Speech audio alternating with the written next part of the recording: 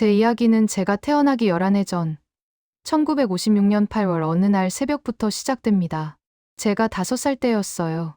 어머니가 제 손을 꼭 잡고 앉아서 떨리는 목소리로 들려주신 이야기입니다. 순이야, 네 아버지는 네가 태어나기 전에 어디론가 가셨단다. 어머니 눈에선 눈물이 주르르 흘러내렸어요. 그때는 몰랐습니다. 그 어디론가가 바로 지상에서 가장 끔찍한 곳이라는 걸. 1956년 8월 어느 날 새벽 2시쯤이었다고 합니다. 함경북도 청진시 수남구역 송평동. 우리 집 앞에 큰 트럭이 멈춰 섰대요. 검은색 보이브 트럭이었습니다. 엔진 소리에 잠에서 깬 어머니는 창문 틈으로 내다봤답니다. 군복 입은 남자들 서너 명이 우르르 내려서 우리 집 대문을 발로 걷어찼어요. 박철수 동무, 당 중앙위원회에서 급히 찾습니다. 당장 나오시오. 아버지는 그날 밤 잠옷 바람이었답니다. 무슨 일입니까? 제가 무슨... 아버지가 당황해서 물으려는데 보이브원들은 대답도 안 하고 아버지 팔을 비틀어 잡았어요. 어머니가 방문을 박차고 나가며 소리쳤답니다. 여보, 이게 무슨 일이에요? 그러자 한 보이브원이 총대로 어머니 어깨를 내리쳤어요. 어머니는 그 자리에 쓰러지셨고 아버지는 그렇게 트럭에 실려 사라졌습니다. 그게 마지막이었어요. 아버지는 그 후로 영영 돌아오지 않으셨습니다. 이튿날부터 동네가 발칵 뒤집혔습니다. 사람들이 수군거리기 시작했어요. 박철순의 집에 무슨 일 있었대. 밤중에 보이부가 왔다던데. 요덕으로 갔다는 소문이야. 완전 통제구역이면 살아서 못 나온다던데. 요덕? 완전 통제구역. 5살 어린 제가 알 리 없었죠. 그저 아버지가 어디론가 가셨고 동네 사람들이 우리 집을 이상하게 본다는 것만 느꼈습니다. 길을 가면 사람들이 수군거렸어요. 저를 보고 손가락질했습니다. 저 집딸이야. 반동 가족. 조심해야 해. 어머니는 날마다 울었습니다. 밤만 되면 아버지 이름을 부르며 오열하셨어요. 철수야, 철수야, 어디 갔니? 그러다 어느 순간부터 어머니 눈빛이 이상해졌습니다. 멍하니 허공만 보시고 혼자 중얼거리고 밥도 제대로 안 드셨어요. 동네 사람들은 박철수 마누라가 미쳤다고 수군거렸습니다. 제가 10살 되던 해봄이었어요. 학교에서 돌아오는데 동네가 술렁거렸습니다. 수남천 다리에서 누가 떨어졌대. 달려가 보니 어머니였습니다. 파출소 사람들이 어머니를 강에서 건져 올리고 있었어요. 어머니는 그렇게 스스로 목숨을 끊으셨습니다.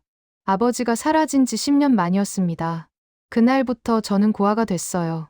친척집을 전전하며 살았습니다. 학교에 가면 아이들이 놀렸어요. 야, 반동의 딸. 너네 아버지 수용소 갔다며. 너도 나중에 요덕 갈 거야. 선생님들도 저를 차별했습니다. 박순이는 성분이 좋지 않으니 조심하라고 반 아이들 앞에서 말씀하셨어요. 그때는 몰랐습니다. 아버지가 무슨 죄를 지으셨는지. 나중에야 알게 됐어요. 아버지는 청진 제강소에서 일하는 기술자셨는데 어느 날 동료들과 술자리에서 이런 말씀을 하셨답니다. 김일성 동지 목 뒤에 훅이 있다던데. 그냥 소문을 전한 거였어요. 농담처럼 한 말이었습니다. 그게 죄가 됐습니다. 수령님을 모독했다. 반당반혁명 분자라는 죄목이었어요. 그 한마디로 아버지는 한밤중에 끌려가셨고 우리 가족은 하루아침에 적대 계층이 됐습니다. 여러분, 상상이 가시나요? 우리나라로 치면 이승만 대통령 이야기를 했다고 온 가족이 평생 감옥에 갇히는 거나 마찬가지예요. 6.25 때도 이렇게까지는 안 했을 겁니다. 그런데 북한에선 그게 가능했어요. 아니, 지금도 가능합니다. 저는 그렇게 반동의 딸로 자랐습니다. 대학은 꿈도 못 꿨어요. 너는 성분이 나빠서 안 된다는 말만 들었습니다. 직장도 제일 힘든 곳, 청진항 하역장으로 배치됐어요. 남자들도 힘들어하는 일이었습니다. 쌀 포대, 시멘트 포대를 하루 종일 날랐어요. 20살 여자애가 말이죠. 결혼도 마음대로 못했습니다. 성분 좋은 남자하고는 결혼이 안 됐어요. 결국 저처럼 성분이 나쁜 남자, 탄광에서 일하는 김철호 동무를 만나 결혼했습니다. 그 사람도 아버지가 6.25 때 월남했다는 이유로 적대계층이었어요. 우리는 그렇게 만났습니다. 서로 상처받은 사람들끼리. 결혼하고 아들, 딸 낳았습니다. 예쁜 아이들이었어요. 그런데 아이들을 보면서 가슴이 미어졌습니다. 이 아이들도 우리처럼 평생 차별받으며 살겠구나. 북한에는 이런 말이 있습니다. 죄는 3대까지 간다. 할아버지가 죄를 지으면 아버지가 벌을 받고 손자도 벌을 받는다는 겁니다. 제 아버지가 농담 한마디로 어디론가 끌려가셨고, 저는 평생 반동의 딸로 살았고, 제 아이들도 반동의 손자, 손녀로 낙인 찍혔습니다. 1980년대, 90년대를 거치며 북한은 점점 더 지옥이 됐습니다. 고난의 행군이라고 배급이 끊기고 사람들이 굶어 죽던 시절이었어요. 길거리에 시체가 나뒹굴었습니다. 청진 수남천 다리 밑에는 꽃제비라고 부르는 어린아이들이 때로 모여 있었어요. 부모가 다 죽고 혼자 남은 아이들이었습니다. 그래도 우리는 살아남았어요. 장마당에서 장사를 시작했습니다. 중국에서 넘어온 물건들을 팔았어요. 쌀값은 킬로그램당 1,000원에서 2,000원을 오갔습니다. 우리 월급이 한 달에 3,000원인데 쌀 킬로그램 2개도 못 사는 거예요. 그래도 장마당 덕분에 근근히 먹고 살 수 있었습니다. 하지만 장마당에도 보위부 사람들이 있었어요. 감시하는 겁니다. 누가 뭘 파는지, 누가 뭘 사는지, 무슨 말을 하는지 항상 조심해야 했습니다. 한마디 잘못했다간 끌려가니까요. 아버지처럼 어느 날 장마당에서 공개 처형을 받습니다. 20대 청년이었어요. 제목은 남한 영화 시청이었습니다. 중국에서 넘어온 USB에 든 한국 드라마를 봤다는 거였어요. 그 청년은 군중 앞에 무릎 꿇었고 보위부원이 뒤통수에 총을 쐈습니다. 탕! 하는 소리와 함께 청년은 쓰러졌어요. 피가 콘크리트 바닥에 퍼져나갔습니다. 저는 그 자리에서 다리가 풀렸어요.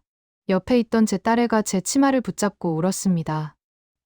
엄마, 무서워. 저는 딸의 눈을 가려주며 속으로 생각했습니다. 이게 나라냐? 이게 사람 사는 곳이냐? 그런데 더 무서운 건 그 다음이었습니다. 처형이 끝나고 사람들이 흩어질 때 한 보위부원이 제게 다가왔어요. 박순희 동무, 잘 봤지? 저렇게 되고 싶지 않으면 조심해야 해. 당신네 집안은 특히 더 등골이 오싹했습니다. 이 사람들은 저를 알고 있었어요. 우리 가족을 감시하고 있었습니다. 그날 밤 집에 돌아와서 남편한테 말했습니다. 여보, 우리 이렇게 살 수는 없어요. 남편은 한숨만 쉬었어요. 순이, 그래도 버텨야지. 아이들 때문에라도. 네, 버텨야 했습니다. 아이들 때문에. 그렇게 또 하루하루를 살았습니다. 아버지가 사라진 그날 밤 이후로 우리 가족은 줄곧 보이지 않는 감옥에 갇혀 있었던 겁니다. 그렇게 20년, 30년이 흘렀습니다. 제가 30살이 됐을 때쯤이에요. 2000년대 초반이었습니다. 남편 철호와 결혼한 지 10년째. 아들 명철이는 13살, 딸 은경이는 10살이었어요. 그저 하루하루 먹고 사는 게 전부였습니다. 장마당에서 물건 팔고, 집에 와서 밥 해먹이고, 또 다음날 장마당 나가고, 그렇게 살았어요. 그런데 말이죠, 여러분. 적대계층으로 산다는 게 어떤 건지 아세요? 숨만 쉬어도 죄인 취급받는 겁니다. 배급소에 가면 제일 마지막이에요. 사람들이 다 받고 나서 남은 게 있으면 주는 거죠. 박순희 동문회는 성분이 그러니까 이 정도면 됐지. 배급 담당 아주머니가 한숨 쉬며 말했어요. 다른 사람들은 쌀 5kg씩 받는데 우리는 옥수수 3kg 받았습니다. 직장도 마찬가지였어요. 남편은 탄광에서 일했는데 제일 깊고 위험한 곳으로 배치됐습니다. 동무는 혁명화가 필요하니까 말이야. 탄광 지배인이 그렇게 말했어요. 혁명화라는 게 뭡니까? 죽을 때까지 고생하라는 소리죠. 아이들 학교도 문제였어요. 명철이가 학교에서 맞고 왔습니다. 엄마, 애들이 나보고 반동 새끼래요. 13살짜리 아이 얼굴에 멍이 들어 있었어요. 가슴이 찢어지는 것 같았습니다. 명철아, 참아야 한다. 엄마 아빠도 그렇게 살았어. 그 말밖에 할 수 없었어요. 은경이는 더 힘들어했습니다. 여자애라서 그런지 더 예민했어요. 엄마, 나는 왜 태어났어요? 차라리 안 태어나는 게 나았을 텐데. 10살짜리가 그런 말을 하는 거예요. 제가 안아주며 울었습니다. 은경아, 미안하다. 엄마가 미안해. 2000년대 중반쯤이었을 겁니다. 장마당에서 장사하는데 옆 가게 아주머니가 귓속말로 얘기해줬어요. 순이야, 조심해. 요즘 보위부에서 장마당 단속 심하게 한대. 특히 너네 같은 집안은 더 조심해야 돼. 무슨 소리냐고 물었더니 요즘 남한 물건이나 중국 물건 파는 사람들 잡아간다는 거예요. 저는 중국에서 넘어온 비누, 치약 같은 거 팔고 있었거든요. 그럼 뭘 팔아요? 배급도 안 나오는데. 그랬더니 아주머니가 한숨 쉬며 말했어요. 그러게, 살려면 장사해야 하는데, 장사하면 잡아가고. 이게 뭐 하는 짓이냐? 어느 날이었어요. 2006년쯤이었을 겁니다. 장마당에 보이부 사람들이 들이닥쳤어요. 오늘 특별 검열이다. 다들 물건 내놔라. 사람들이 우르르 도망가기 시작했습니다. 저도 물건 챙겨서 뛰려는데 한 보이부원이 제 팔을 확 잡았어요. 박순희 동무, 어디 가려고? 이게 뭐야? 제 물건 보따리를 뒤지더니 중국산 비누를 꺼냈어요. 중국 물건 밀매하고 있었구만. 이거 자본주의 사상선전 아니야? 동무, 이건 그냥 비누예요. 사람들 씻으라고 파는 거지. 무슨. 시끄러. 너네 집안이 어떤 집안인데 이런 짓을 해? 아버지가 반혁명 분자였다며. 그 피가 어디 안 가는구만. 그 자리에서 무릎 꿇었습니다. 죄송합니다. 동무. 다시는 안 그러겠습니다. 제발 한 번만 봐주십시오. 주변 사람들이 다 쳐다봤어요. 창피했습니다. 50줄 다 된 여자가 젊은 보이부원 앞에 무릎 꿇고 빌고 있었으니까요. 이번만 봐준다. 다음엔 안 봐줘. 알았어? 보이부원이 침을 뱉고 갔습니다. 저는 그 자리에서 한참을 울었어요. 집에 돌아와서 남편한테 말했습니다. 여보, 이렇게는 못 살겠어요. 이게 뭐예요? 이게. 남편도 얼굴이 어두웠어요. 나도 오늘 탄광에서 혼났어. 석탄 할당량 못 채웠다고. 성분 나쁜 놈이 일도 못한다고. 그날 밤, 우리 부부는 밤새 이야기했습니다. 우리는 그래도 참고 살 수 있어. 그런데 애들은, 영철이, 은경이는 앞으로 어떻게 살아?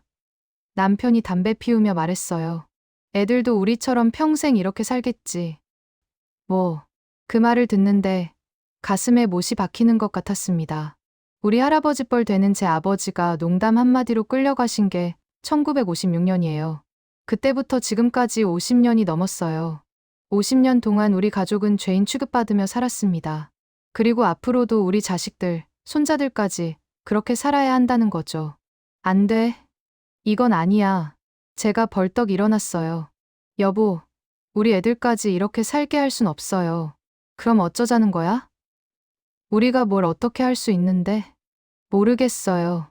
하지만 뭔가 해야 해요. 이대로는 안 돼요. 그때부터였어요. 제 마음속에 뭔가가 바뀌기 시작한 게 그전까지는 그냥 참고 살면 된다고 생각했어요. 우리 부모님도 그렇게 사셨고 우리도 그렇게 살면 된다고. 근데 아니었습니다. 이건 참고 넘어갈 문제가 아니었어요. 어느 날 장마당에서 옛날에 아버지랑 같이 일했다는 할아버지를 우연히 만났습니다. 할아버지는 저를 알아보시더니 조용히 구석으로 데려가셨어요. 순이 맞지? 철순의 딸. 네. 할아버지. 아버지 아세요? 그럼. 너희 아버지는 좋은 사람이었어. 기술도 좋고, 성격도 좋고. 그런데 할아버지가 주변을 살피시더니 아주 작은 목소리로 말씀하셨어요. 너희 아버지, 요덕으로 갔어. 완전 통제구역. 거긴 말이야. 들어가면 못 나와. 평생. 아니, 죽을 때까지 거기서 사는 거야. 예? 그게 무슨. 쉿. 조용히 해. 이거 말하는 것도 위험해. 나도 2000년도에 거기서 10년 있다 나왔어. 혁명화구역이라고. 그나마 나올 수 있는 곳. 거기서 본 거야. 완전 통제구역은 더 깊은 산속에 있어.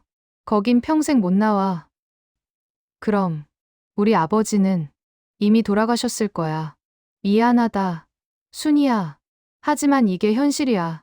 그러니까 너라도 조심해서 살아야 해. 알겠지? 할아버지는 그렇게 말씀하시고 가셨어요. 저는 그 자리에서 멍하니 서 있었습니다. 아버지가 계셨던 곳.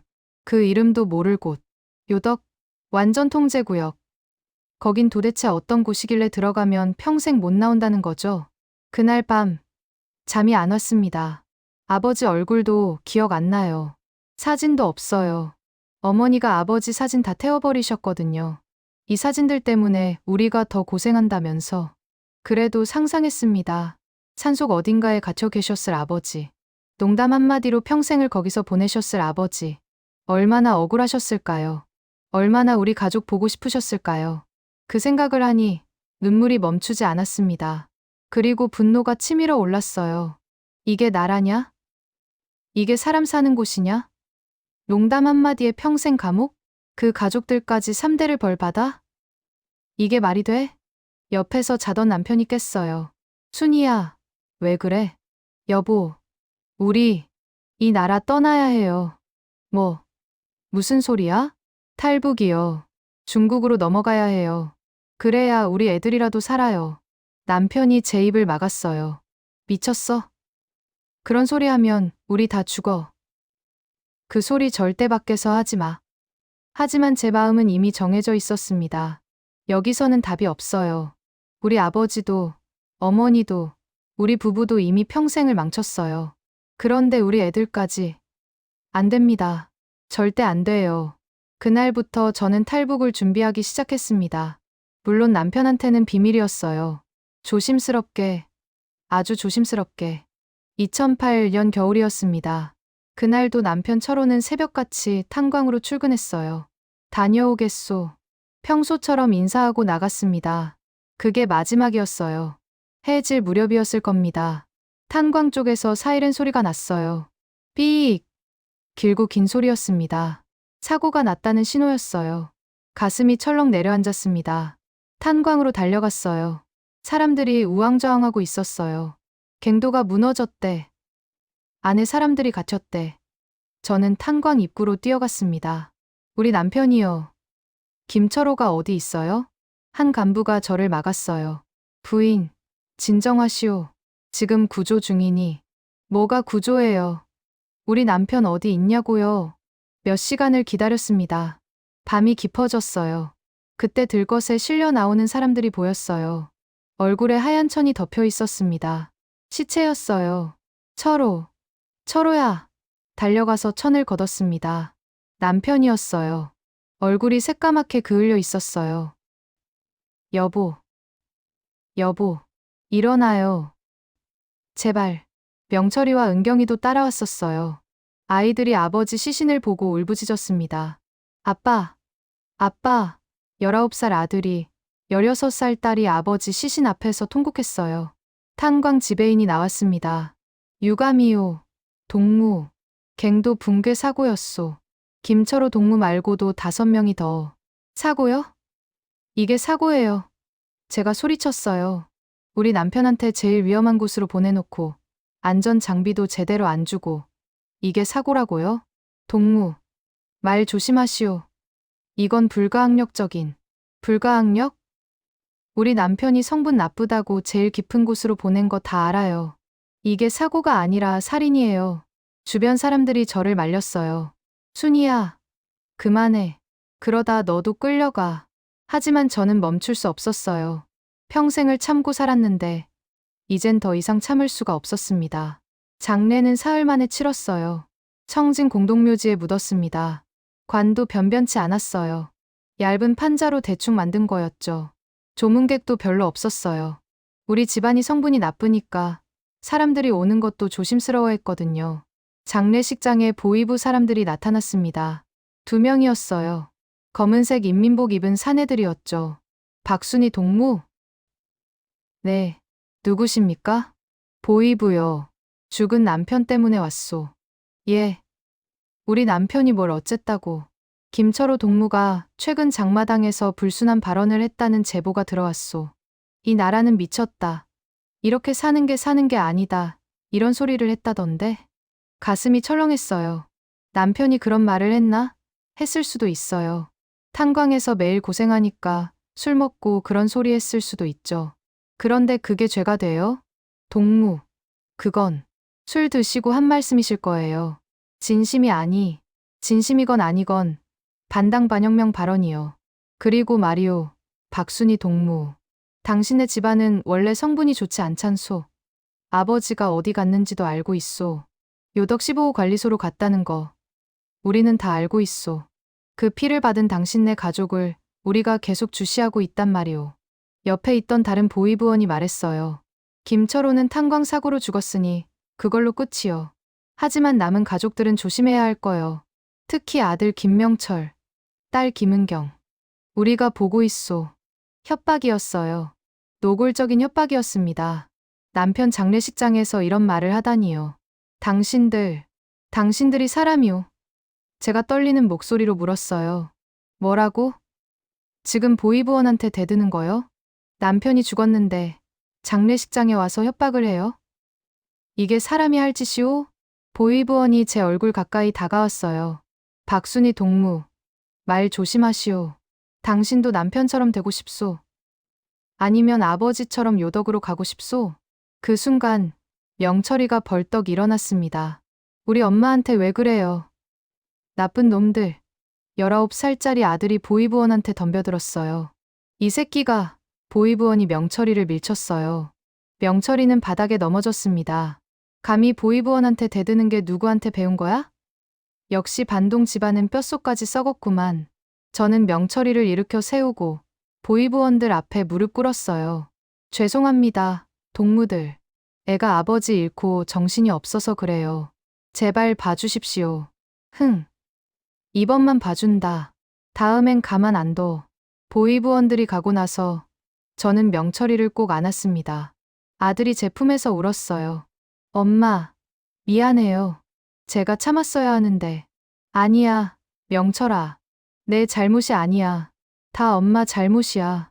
그날 밤 남편 무덤 앞에 앉아 있었어요. 차가운 땅이었습니다. 12월이라 눈도 내렸어요.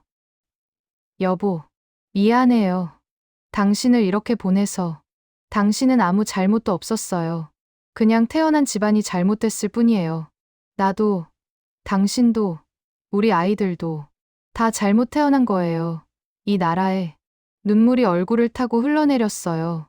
그게 눈인지 눈물인지 구분도 안 됐습니다.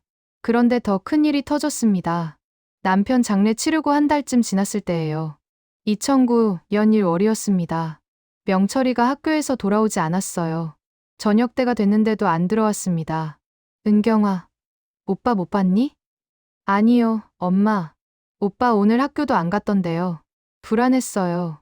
명철이가 요즘 말수도 없고 표정도 어두웠거든요. 아버지 돌아가신 후로 많이 힘들어했어요. 밤 10시쯤 문 두드리는 소리가 났습니다. 박순희 동무집이요? 문을 열었더니 보이부였어요. 이번엔 3명이었습니다. 무슨 일이십니까? 아들 김명철이 어디 있소? 모릅니다. 낮부터 집에 안 들어왔는데. 그럼 딸은? 은경이요. 집에 있는데요. 왜 그러십니까? 김명철이 불순 동영상을 시청한 혐의로 수배 중이오. 당장 찾아서 보이부로 데려오시오.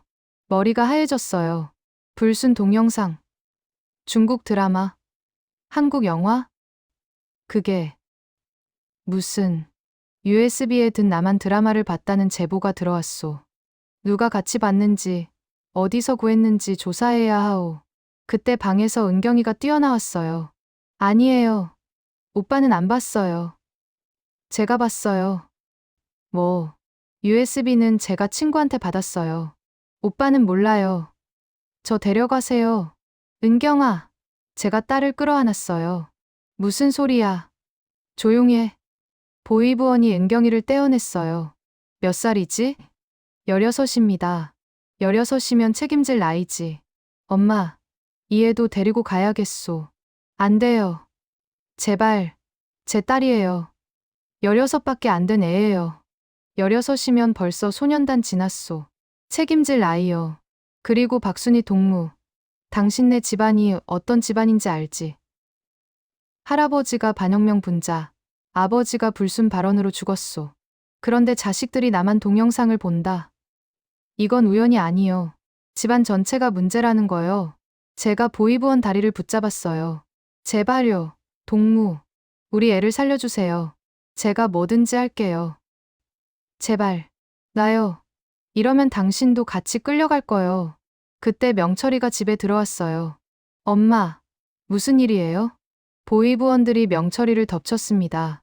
김명철, 내가 불순 동영상 봤지? 아니에요. 저는 안 봤어요. 거짓말 마라. 내 친구가 다 불었어. 너희 둘이 같이 봤다고. 명철이와 은경이를 끌고 가려는데 저는 정신이 나갔어요. 안 돼. 내 자식들이야. 내 새끼들이라고. 보이부원 한 명이 저를 발로 찼어요. 저는 바닥에 쓰러졌습니다. 엄마, 아이들이 소리쳤어요. 닥쳐. 너희들, 오늘부터 보이부 유치장이다. 거기서 내가 뭘 받는지, 누구한테 받았는지 다 밝혀야 해. 그리고 말이다. 보이부 책임자가 아이들 얼굴 가까이 다가가서 말했어요. 너희 할아버지처럼 수용소 가고 싶냐? 너희 아버지처럼 죽고 싶냐?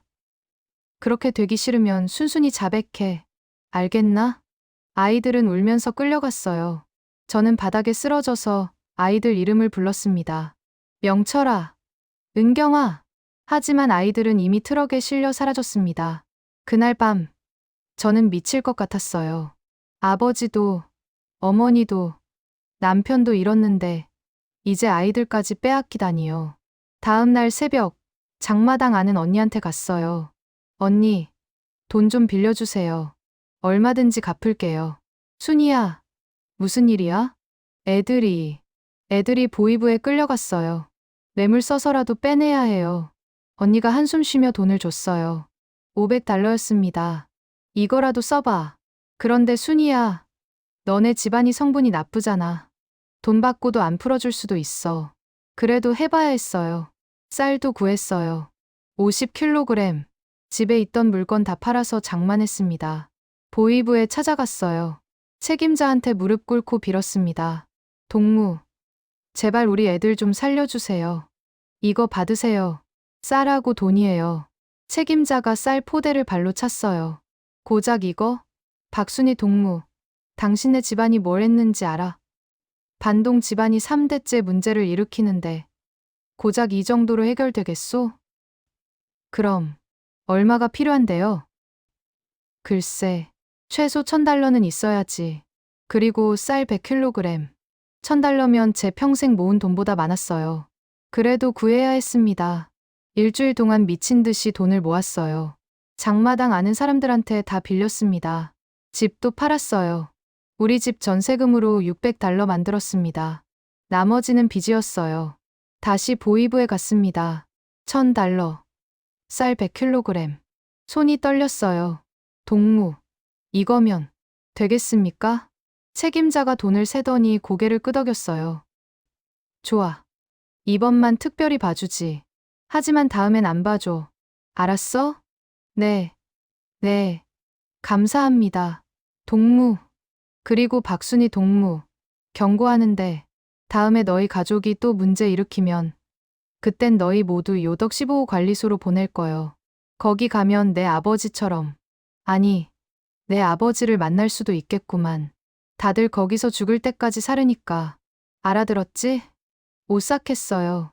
요덕 15호 관리소. 아버지가 끌려간 그곳. 완전 통제구역. 네, 알겠습니다. 명철이와 은경이를 데려왔어요. 아이들 얼굴에 멍이 들어 있었어요. 맞았나 봐요. 엄마, 아이들이 제 품에 안겼어요. 괜찮아, 괜찮아. 이제 집에 가자. 집으로 돌아오는 길. 아이들 손을 꼭 잡고 걸었습니다. 명철이가 물었어요. 엄마, 우리 계속 이렇게 살아야 돼요? 저는 대답할 수 없었어요. 그저 아이들 손만 더 세게 잡았습니다. 그날 밤, 결심했어요. 더 이상은 안 돼. 우리 가족은 이제 이 나라를 떠나야 해. 아니면 우리 모두 죽을 거예요. 할아버지처럼, 할머니처럼, 아버지처럼. 탈북이었습니다. 그것만이 유일한 길이었어요. 보이부에서 아이들을 데려온 그날 밤부터 저는 잠을 잘 수가 없었습니다. 요덕 15호 관리소로 보낼 거요. 보이부 책임자의 말이 귀에 맴돌았어요. 거기 가면 아버지를 만날 수도 있다고 했죠. 아버지가 끌려간 지 50년도 넘었는데 만날 수 있다고요. 그 말은 하나밖에 뜻이 없었어요. 거긴 들어가면 죽을 때까지 못 나온다는 거였습니다. 며칠 후였어요. 은경이가 학교에서 또 맞고 왔습니다. 얼굴에 피멍이 들어 있었어요. 은경아, 누가 때렸니? 같은 반 애들이요. 저보고 수용소 예비범, 반동의 손녀래요. 16살짜리 아이가 눈물 흘리며 말했어요. 엄마, 나는 왜 태어났어요? 나는 아무 잘못도 안 했는데. 왜 나한테 이러는 거예요? 가슴이 찢어지는 것 같았습니다. 제가 어렸을 때 당했던 일을 딸도 똑같이 당하고 있었어요. 할아버지부터 시작된 이 고통이 3대째 이어지고 있었습니다. 은경아, 딸을 꼭 안았어요. 그런데 딸이 제 품에서 떨리는 목소리로 말했어요. 엄마, 나 죽고 싶어요. 뭐라고? 사는 게 너무 힘들어요. 차라리 할머니처럼 청진 다리에서. 안 돼. 제가 소리쳤어요. 딸 어깨를 꽉 붙잡았습니다. 은경아, 그런 소리 하지 마. 절대로. 하지만 엄마, 앞으로도 계속 이렇게 살아야 하잖아요. 저도, 오빠도, 우리 평생 이렇게. 딸이 울부짖었어요. 저도 같이 울었습니다. 그날 밤, 명철이를 불렀어요. 19살 아들이었습니다. 명철아, 엄마 말 잘 들어. 네, 엄마. 우리, 이 나라 떠나야 할 것 같다. 명철이가 눈을 크게 떴어요. 엄마, 그게 무슨, 탈북이야. 중국으로 넘어가는 거야. 엄마, 그거 걸리면 우리 다 죽어요. 총 맞아 죽거나, 아니면 수용소로. 알아. 엄마도 알아. 그런데 명철아, 여기 있어도 우리 결국 수용소 가. 보위부가 뭐라고 했니? 다음엔 우리 모두 요덕으로 보낸다고 했어. 그럼 어차피 죽는 거야. 명철이가 입술을 깨물었어요. 그럼 어떻게 하는 건데요? 두만강을 건너야 해. 중국으로 넘어가서 거기서 한국으로 가는 거야. 한국이요? 남조선? 남한이라고 해. 거긴 우리랑 같은 민족인데 자유롭게 사는 나라래. 거기 가면 우리도 사람답게 살 수 있어. 명철이가 한참을 생각하더니 고개를 끄덕였어요. 엄마, 전 엄마 따라갈게요. 어디든지. 은경이는? 은경이도 데려가야죠. 안 그럼 은경이 혼자 여기 남잖아요. 다음 날 장마당에 나갔어요. 조심스럽게 사람들 이야기를 들었습니다. 요즘 중국으로 넘어가는 사람들 많다던데. 안내원 통하면 된대. 돈만 있으면 가능하대. 안내원, 탈북 브로커를 그렇게 부르더라고요.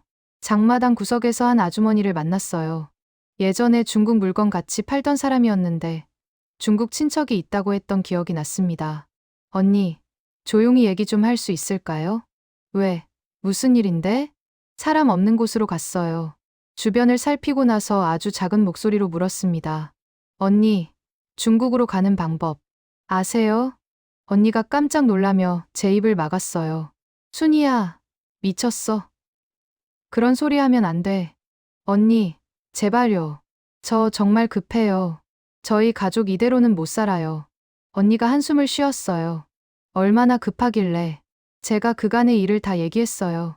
아버지 이야기, 남편 이야기, 아이들 이야기까지.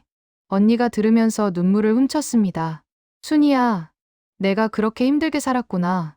언니, 도와주세요. 제발요. 언니가 주변을 또 살피고 나서 말했어요. 알았어. 내가 아는 사람 하나 소개시켜 줄게. 그 사람이 안내원이야. 근데 돈이 많이 들어. 한 사람당 3,000달러야. 3,000달러면 우리 돈으로 300만 원이었어요. 엄청난 돈이었습니다. 셋이면 9,000달러네요. 그래. 그리고 순이야. 이거 걸리면 정말 죽는 거야. 총 맞아 죽거나 수용소로 가서 평생 못 나와. 그래도 할 거야? 네. 언니, 여기 있어도 어차피 죽어요. 그럼 차라리 도전해보는 게 낫죠. 며칠 후, 안내원을 만났어요. 40대쯤 돼 보이는 남자였습니다. 조심스럽게 이야기했어요. 박순이 동무죠? 들었습니다. 가족 셋이 가고 싶다고? 네. 동무. 먼저 돈 얘기부터 합시다. 1인당 3,000달러. 셋이면 9,000달러요. 절반은 지금, 절반은 중국 도착하면 줘야 합니다. 알겠습니다. 언제 갈 겁니까? 빠를수록 좋습니다. 가능하면 이달 안에.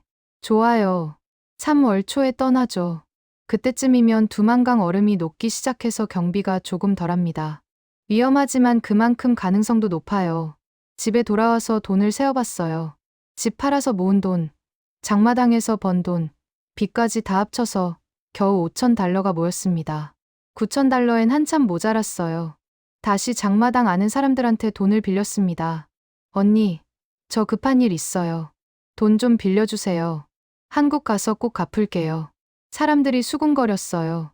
순이가 탈북한다는 소문이던데 조심해야 할 텐데. 하지만 몇몇 분들이 도와주셨어요. $1,000, $2,000. 그렇게 모아서 겨우 $8,000를 만들었습니다. $1,000가 모자라네. 어떻게 하지? 고민하다가 어머니 결혼 반지를 팔았어요. 유일하게 남은 어머니 유품이었습니다. 장마당에서 $1,000를 받았어요. 손이 떨렸습니다. 엄마, 미안해요. 근데 우리 살아야 해요. 드디어 $9,000가 모였습니다. 평생 모은 돈 전부였어요. 아니, 평생보다 더 많았습니다. 빚도 많았으니까요. 출발하기 전날 밤이었어요. 명철이 은경이를 불러 앉혔습니다. 얘들아, 내일 우리 떠난다. 네. 엄마. 근데 명철아, 은경아, 이거 실패하면 우리 다 죽는 거야. 두만강 건너다 총 맞을 수도 있고, 잡히면 수용소 가는 거야. 그래도 갈 거니? 명철이가 먼저 대답했어요. 엄마, 저는 갈래요. 여기 있으면 어차피 평생 이렇게 살잖아요. 차라리 도전해보는 게 나아요. 은경이도 고개를 끄덕였어요. 저도 엄마 따라갈게요. 무서워도 참을게요. 제가 아이들을 꼭 안았습니다. 고맙다. 얘들아, 엄마가 꼭 살려줄게. 우리 꼭 한국 가자. 그날 밤, 남편 무덤에 갔어요. 청진 공동묘지. 눈이 내려서 무덤이 하얗게 덮여 있었습니다.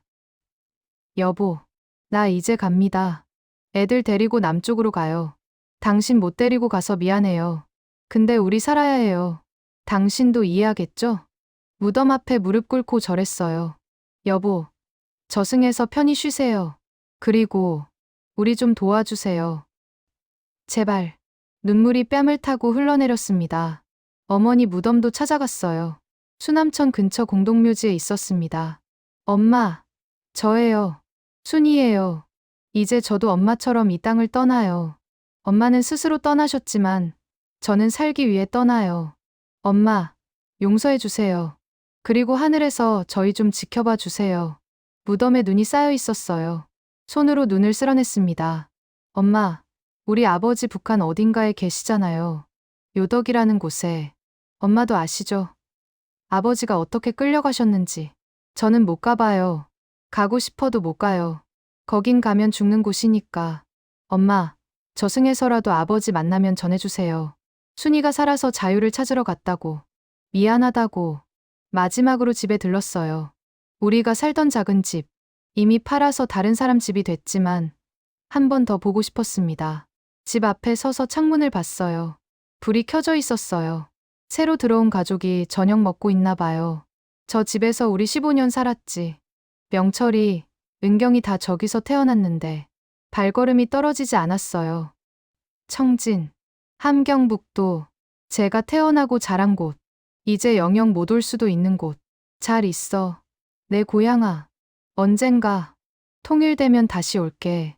다음 날 새벽 4시. 안내원한테서 연락이 왔어요. 박순희 동무, 준비됐습니까? 오늘 새벽 5시에 수남시장 뒤편으로 오십시오. 검은색 가방 하나씩만 들고 오세요.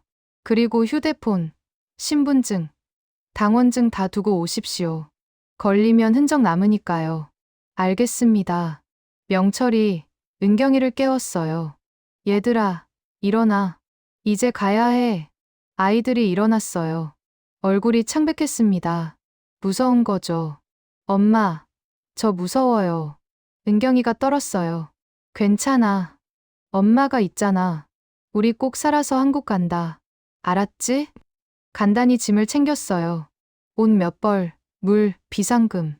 그게 전부였습니다. 집을 나서는데 뒤를 돌아봤어요. 어두운 집, 우리가 살던 동네. 이제 다시는 못 볼 거예요. 안녕, 청진아. 안녕, 북한아. 나는 이제 자유를 찾으러 간다. 새벽 거리를 걸었습니다. 명철이, 은경이 손을 꼭 잡고 하늘에는 별이 떠 있었어요. 북극성이 보였습니다. 어렸을 때 아버지가 말씀하셨어요. 순이야, 저 별이 북극성이란다. 저 별을 따라가면 남쪽으로 갈 수 있단다. 아버지, 저 이제 남쪽으로 가요.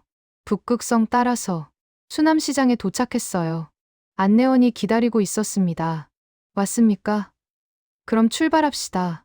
오늘부터 박순희 동무는 입을 다물어야 합니다. 제 말만 들으세요. 알겠습니까? 네. 자, 그럼 가죠. 두만강으로. 우리는 어둠 속으로 걸어 들어갔습니다. 죽음이 기다리고 있을지, 자유가 기다리고 있을지 모르는 그곳으로. 트럭 짐칸에 숨어서 갔습니다.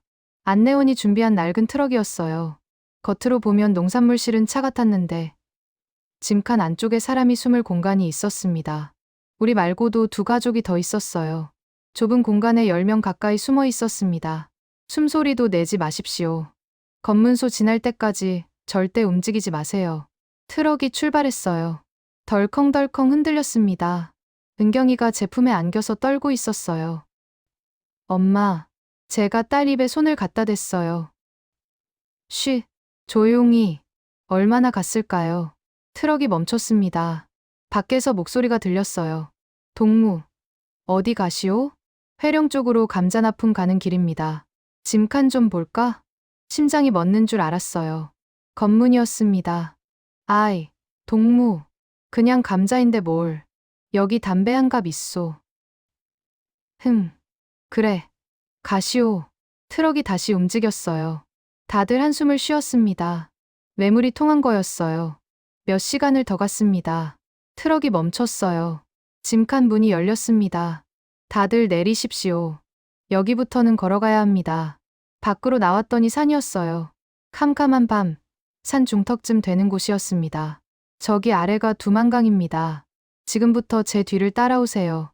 소리 내지 마시고 빛도 내지 마세요.